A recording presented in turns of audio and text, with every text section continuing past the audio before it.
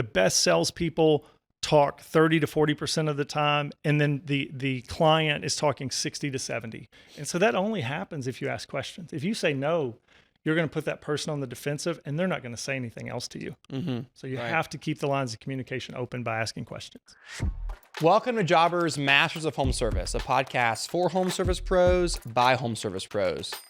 We're in Las Vegas, and today we're talking about using persuasion selling to win more jobs. And I love talking about sales. I'm your host, Adam Sylvester.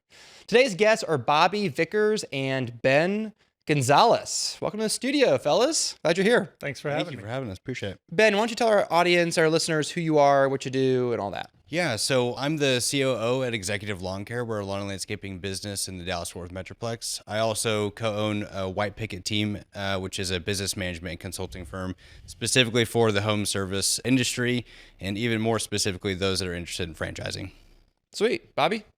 My name is Bobby Vickers. I'm the co-founder of Dorvana Garage Doors. We are a garage door manufacturer and turnkey solution provider, servicing residential and commercial jobs in North Texas and just recently Austin, Texas. Let's get into it. Persuasion selling. What are some of the fundamentals, just so our listeners understand what we're talking about and get warmed up here? What are some of the fundamentals of persuasion selling, Bobby?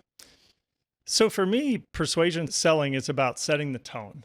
So it's great if you can be persuasive and share information to get somebody on your side. But I think it starts with branding and looking the part.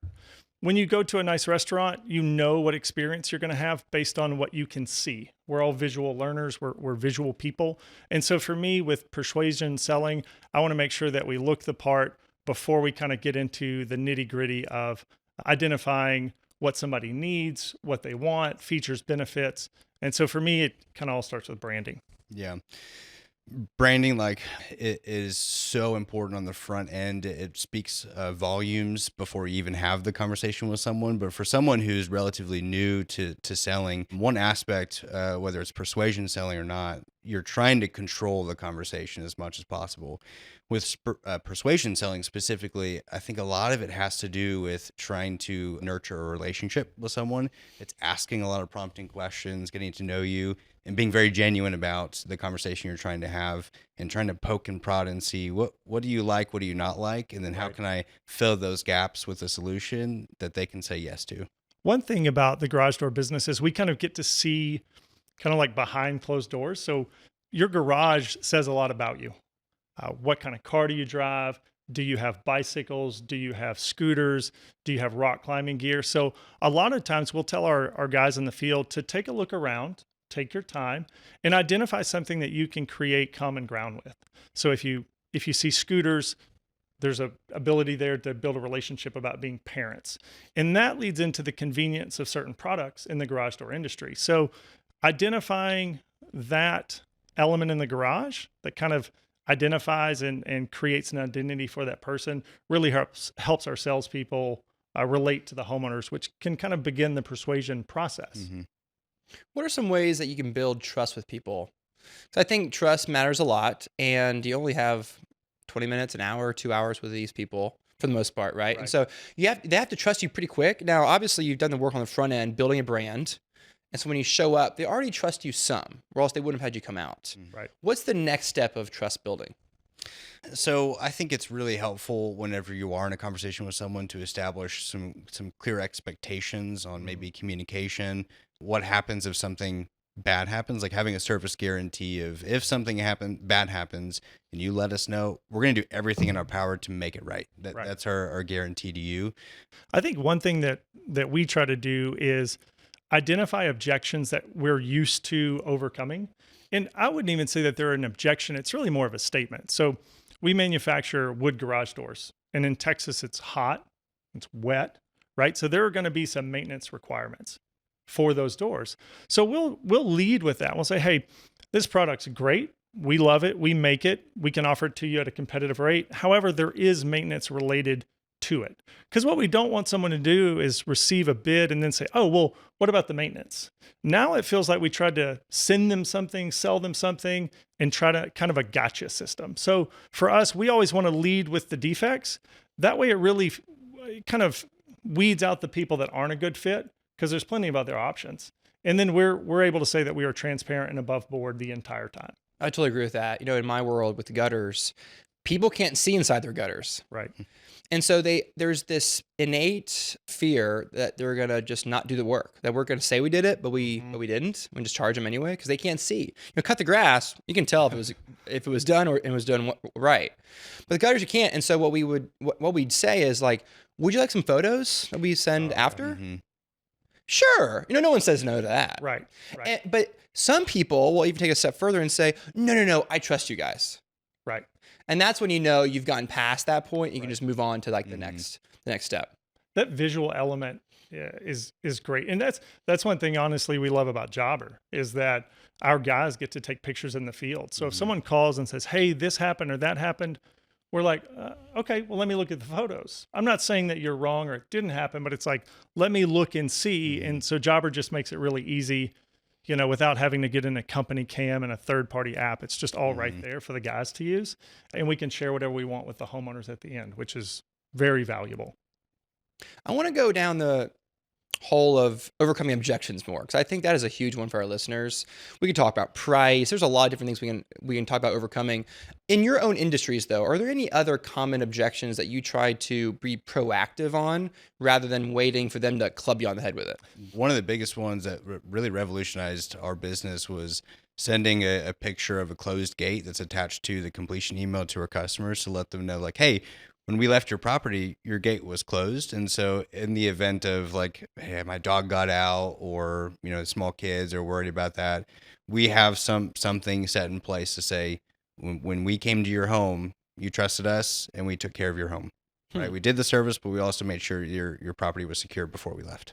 I can't tell you how many times I've had landscaping services done. I don't know that they came. I don't know when they came. Yeah. I don't know who locked the gate. I don't know if the gate's locked. Right. And so that element to the end of a job, there's a lot of, that would bring me peace as a homeowner, just knowing it's done and that it was you. Yeah. Right. Yeah. In the garage door business, I think the biggest objection we have to constantly overcome is just price, right? So it's a very fragmented industry. In Dallas-Fort Worth, there's over 1,000 garage door companies. Oh, wow. Yeah, you just need a truck. There's no licensing. Wow. Anybody will sell you a garage door. Anybody can learn on YouTube how to do a service. And so for us, it's just trying to figure out, is our client looking for value or quality, right? Because we can do both, but if you're looking for extreme value or cheap, then we're just not the best fit. And so what we will do, and I don't recommend this to all industries, but we will present a price before we even go out. So if you reach out to us, the first thing that we're going to do is kind of give you a price range to let you know that this is where we are. If you're looking for this thing over here that you saw at Home Depot or that you saw on a Google ad, we're not for you. And we get so many times, hey, can I just buy the material and you do it? And we're like, okay, well, do you know where to buy punch angle? Well, what's punch angle? Well, do you have the rail and trolley system for the operator? Well, where do I buy that? That's not on Amazon. and so I say that not to be funny, but to say like, there is a level of expertise that you should expect from your home service provider, and you should let them deliver it. Okay. Now, one thing I want to say with Jobber again is it's great. Our line items are inclusive. We do not separate labor and material because we do not want someone to go and say, hey, why is it $1,000 for this operator? Online, it's $300. It's like, well, turnkey, this is what it costs to take yours down, put this one up. That's the cost. We'd love to do the work for you, but that's just kind of where we are. Because if you start separating, I mean, imagine if you're like, hey, I used, a quarter of an ounce of fuel. Our fuel surcharge is $19. That was $7. It just invites like, I'm going to negotiate the situation. Yeah. An arm wrestling match. Yeah. Well, and we don't really negotiate and not in a bad way, but it's like the price is the price because our guys drive brand new trucks. They wear branded gear. Okay. We have more insurance than we should. We have a manufacturing facility. Like all of that cost money. I think it costs us around $68 to get a truck to a job. So there's a cost associated with it. And you don't negotiate with your dentist. You ever been to like, hey, I'd like the cleaning for less. I'd like less for Invisalign. It doesn't work that way. Right. People think home services are less than, when in reality, it's, you should trust the home service provider for your biggest, most important asset. as much as anything else. Mhm. I like how earlier, Bobby, when they asked you, can I get the parts from you? Then I'll do it myself. And instead of just saying no, you just asked them a couple questions. Would you have this, this, and this? And they were like, yeah, I shouldn't do this myself, should I? And it's so much more powerful to ask them just a question right back Right. for them to answer, because it puts them on the defensive. It makes them look kind of silly, rather than the amateur salesperson will try to back themselves in a corner and say, well, you know, this and that, and we don't do that, but we can. It's like you're losing at that point. But the questions are so much more powerful than anything else. Part of it too is you let them talk. You let the homeowner talk. I can't count on two hands the number of times a homeowner didn't say more or give me information when I asked them a question. Like, it's really a gold mine if you just ask and just wait. Well, and I think there's a company called Rilla Voice. They do ride-along recordings. And I want to say the numbers, like the best salespeople talk 30 to 40% of the time. And then the client is talking 60 to 70. And so that only happens if you ask questions. If you say no, you're going to put that person on the defensive and they're not going to say anything else to you. Mm-hmm. So you have to keep the lines of communication open by asking questions. Ben, do you think selling to homeowners is any different than selling to business? Well, I think you have to put yourself in the mind of that individual. Like, what is motivating them, right? And I think that really starts to help dictate your approach to the conversations you have with them. But the establishment of a relationship is still the same. But I think you need to continue to ask probing questions to get a better understanding of what is your end goal and what is motivating you as in your context and situation, and then pursue the questions to close the sale. Yeah, motivation's the whole thing, right? Because the manager of a apartment complex is motivated very differently than like the mom of 3 kids who's at her home, right? And so our listeners because we have listeners that do both. We have residential lawn care people and we have commercial lawn care people. We have, we have people who do commercial garage doors and residential garage doors. And so I think it's really important for our listeners to make sure they know who they're talking to, because the manager of a complex is going to have wildly different standards, expectations. Yes. They don't care about as much quality, nearly as much about quality. Usually, they just want to look good in front of their boss. I think there's such a reputational risk associated with commercial business. So if you're a facilities director of a warehouse, if you call someone out and they don't fix it the first time, they're going to say, hey, why did you pick that vendor? Right. And you can't say it was because of price, because they're going to say we're in in Texas, North Texas, right? Every industrial facility is worth $50, $100 million. So it's like, you can't say price. So I think, and it goes back to branding. If you're going to sell commercial services, you have to look a little different, because you're dealing with a facilities director. You might even be dealing with an engineer. That's different than dealing with a homeowner, right? Because they know about construction in the business. So you can't go in there and be like, well, I fixed it. I did this, I did that. It's like, no, what was the plan? Those quotes look a little different. We're actually exploring a different contract proposal for our industrial and commercial projects because they want more in there. The insurance requirements are different. More detail. Yeah. And so I think there's so much reputational risk with commercial. And then I think, so we sell a lot to builders. 90% of our business is to custom and production builders across North Texas. The thing I love about that is they are easy to reach. If it's Bill's Custom Homes, Bill's email is bill@billscustomhomes.com. I can email Bill right now and he'll respond because, and if you're a smaller builder, maybe you build 3 to 10 homes a year. So he's always looking to do something. And I don't know about your service, but garage doors, nobody's happy with their current garage door vendor. Nobody's like, oh, I love my guy. I sent him to my grandmother. I sent him to my sister-in-law. They're like, no. So we love working B2B because we can reach these people at no cost, right? So if you're trying to reach homeowners, you have to be on all these platforms, all these channels. You have to run campaigns. You have to get your messaging right. I can email Bill and say, hey, Bill, if you don't love your garage door vendor, we'd love the opportunity to take a job. We don't want to be your only. We just want to be a backup. And then I can call Bill and I can text Bill because I know that's his cell phone on the website. So they are different. The other thing too, and I'm long-winded on this, but homeowners' expectations when you charge a premium are way up here. A builder, hey, I need it done. I need it done by next week. And that's it. So what you have to commit to, the long-standing relationship with the builder, it's about efficiency. It's about doing what you said. Where with homeowners, when you charge a premium price, If it's too loud, they're going to call you out to come lube it. Do you charge a premium price to the builder? So we have different tiers for our builders based on volume. So if you buy X number of doors, it's this price, this and this, and everyone starts on the same. Now, a national production builder, we recently secured a contract. They said, this is where we need to be to move from vendor A to you. We said, okay, happy to do it, right? So in certain situations, we do let them dictate based on volume. Gotcha. Okay. I think a question that really matters to me, Ben, is I always want to know the answer to this question, which is, why did you call us when there's so many other options out there? Like, why am I here instead of anyone else? And sometimes people say, oh, I just Googled you. I have someone coming in at 4. So, but most of the time people will say, well, and they'll give you the one reason. It might be small. Oh, I see your van. I've been seeing your vans all over town for a year. And that might be the only reason.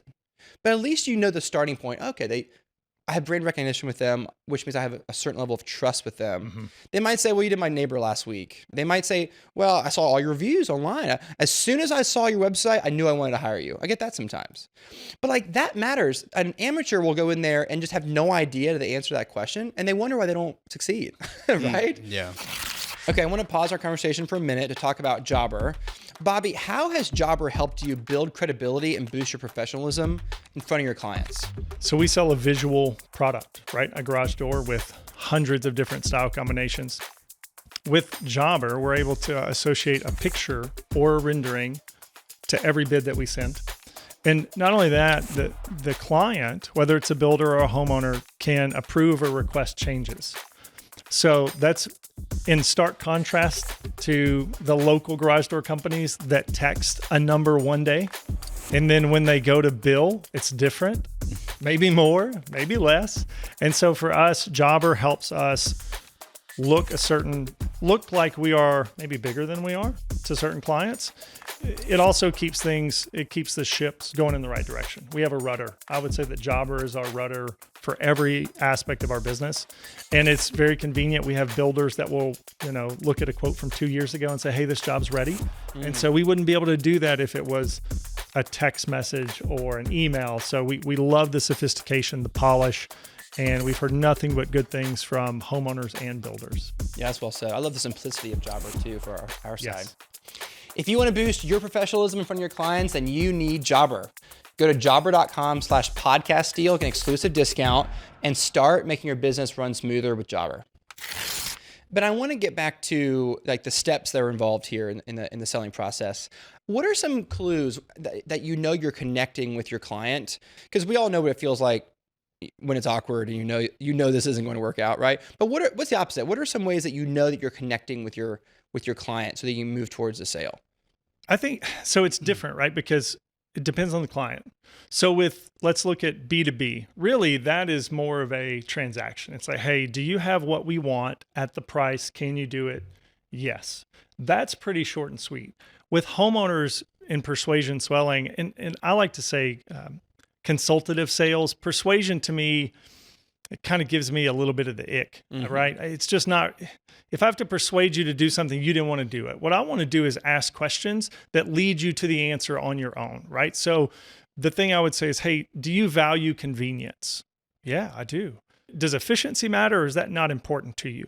So I think what you're trying to do is whatever product you sell or service, you have features, benefits, and outcomes. And what you want to do is discuss the outcomes that feature and the benefit lets you have.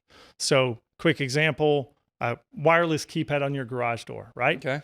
So the feature is you can access the garage. The benefit is that you don't have to have a remote. The outcome is that when you go on a walk with your kids, you can just punch a code. When your mother-in-law comes over to babysit the kids, she has her own code. And so what you're doing is you're transitioning from like this cold static feature benefit to now you're talking about the person. And I would argue that sales is as much about human nature and psychology as anything. And think about this, right? If you can envision yourself, the last time you had to close your garage door with the remote, you had to open the door, you had to get it off the visor, right? And then if it wasn't there, you had to go inside. And so for me, I think if you can get the homeowner, any homeowner, to think of themselves enjoying the product or the service that you offer, I think you're winning.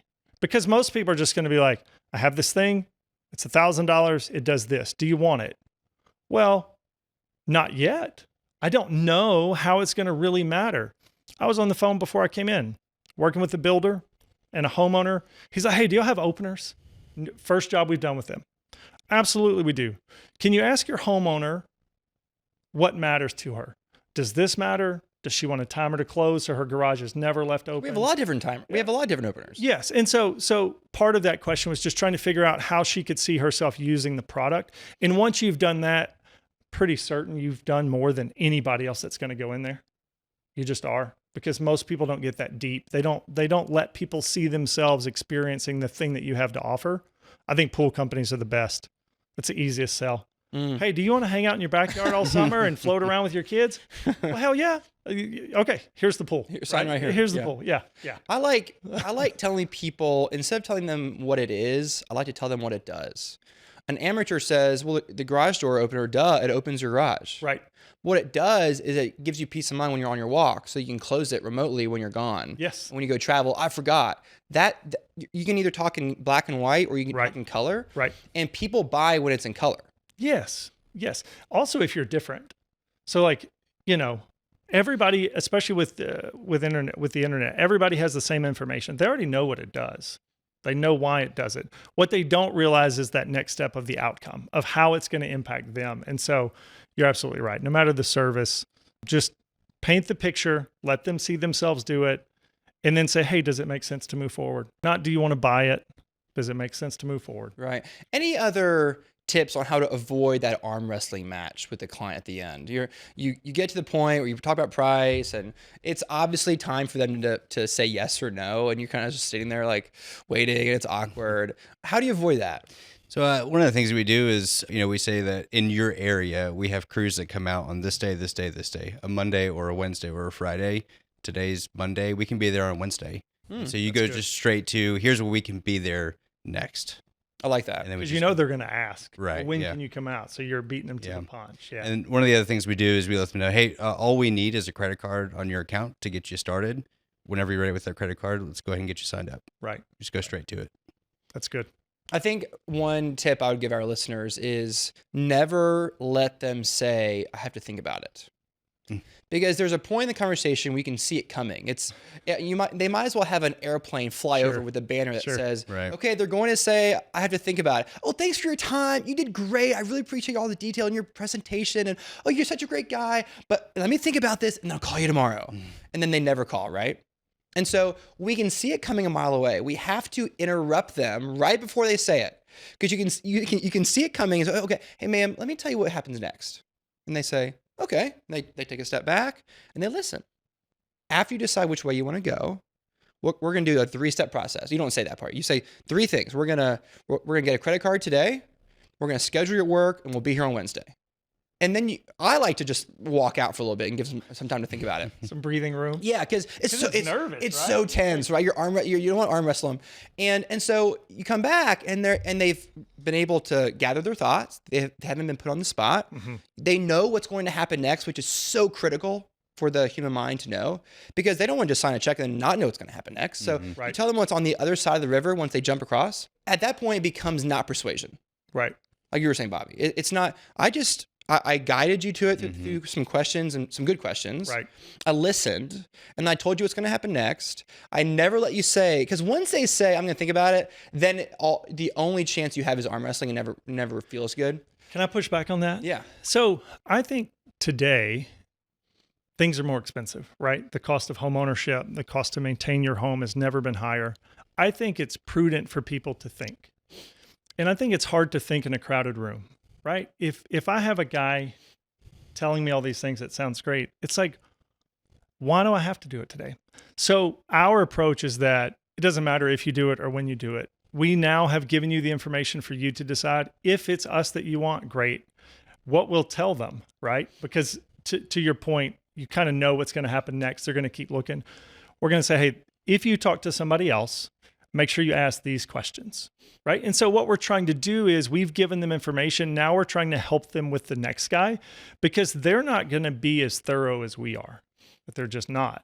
It's not likely that they will. So we just try to help them do the next thing.